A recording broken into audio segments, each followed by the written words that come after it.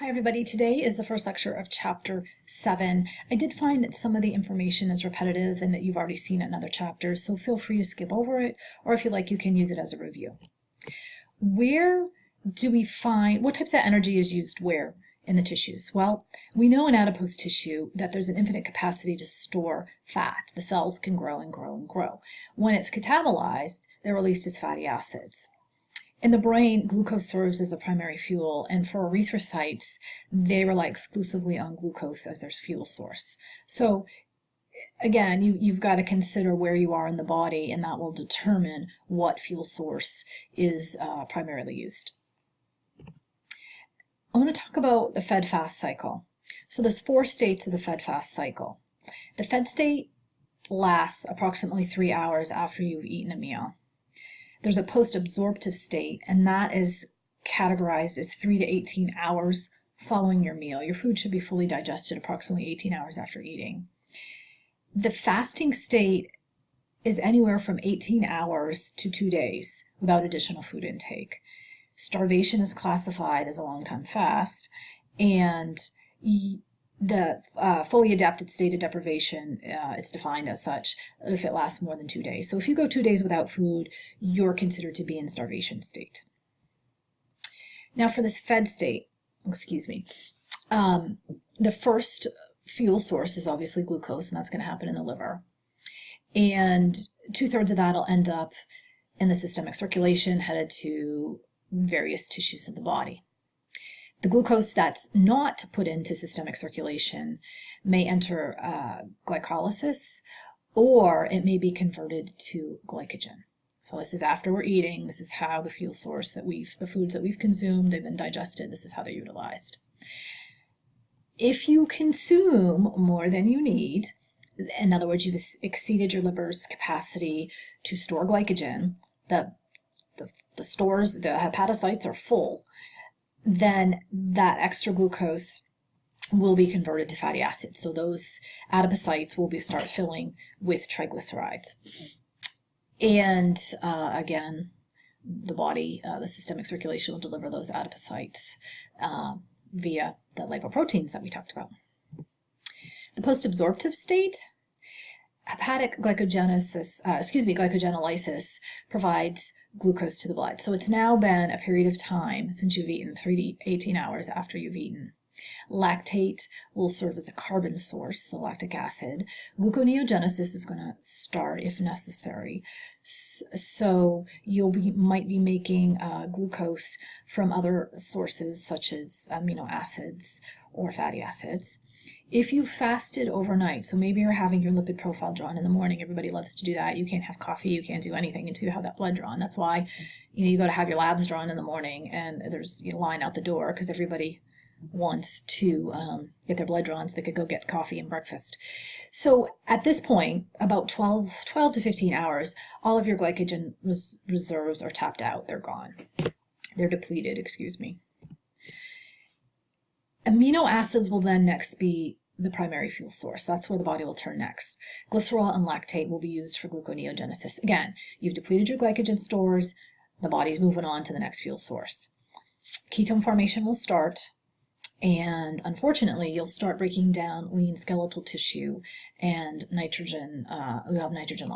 And glutamine will transport and excrete that nitrogen that's being broken down. In the starvation state,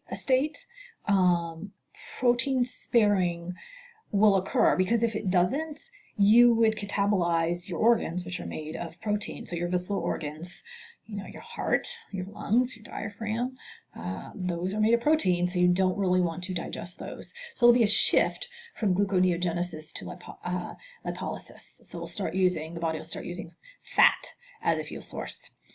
And glycerol is that major fuel source. We talked about that in a prior lecture. And you will get increased ketone body formation.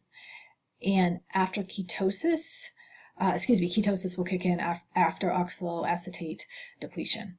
And I believe I touched upon this in another lecture, but survival time depends on fat stores. So the more weight you have on you, the more likely you are to survive. So if we think about prehistoric times in feast or famine, Those people that had excess stores on them during the times of famine were likely to live. Those that were of thinner build weren't as likely to survive. We see this in the elderly population, 80s, 90s, those that carry a bit more weight than might be necessarily recommended often survive various insults, disease processes, whereas the thinner folks don't, unfortunately. So there's something to be said about carrying a little bit of extra weight. You can tell your doctor I said that. Hormonal regulation, metabolism, I have touched upon this before, but I'll review it briefly again. There are those hormones that promote anabolic reactions. So when I say anabolic, I mean growth and storage, and one of those is insulin. Catabolic reaction and energy utilization, glucagon, epinephrine, which is your fight or flight hormone, and cortisol, which is produced during periods of stress. Those that can elicit both an anabolic and catabolic response depend on the target tissue, such as growth hormone. Insulin is obviously very important in the fed state. You've just consumed some food, you're going to have large amounts of glucose in your blood, and it's got to be removed, else you're going to have high blood sugar, so we know what happens then. So it will also promote glycogen synthesis. In other words, you want to move that glucose out of your blood, and you either want to utilize it by the cells, by the tissues, or it needs to be stored. And obviously, I shouldn't say obviously, that will occur in the liver or the skeletal muscle, and it also will stimulate fatty acid synthesis, because again, if you consume more than you need, it's got to go somewhere. Your body just doesn't get rid of it, it stores it. Glucagon opposes the effects of insulin.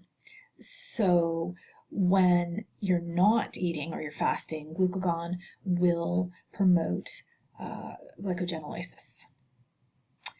Epinephrine functions as a neurotransmitter and a stress hormone in the circulation. Remember, fight or flight, get up and go. The saber-toothed tiger is chasing you or something of that nature.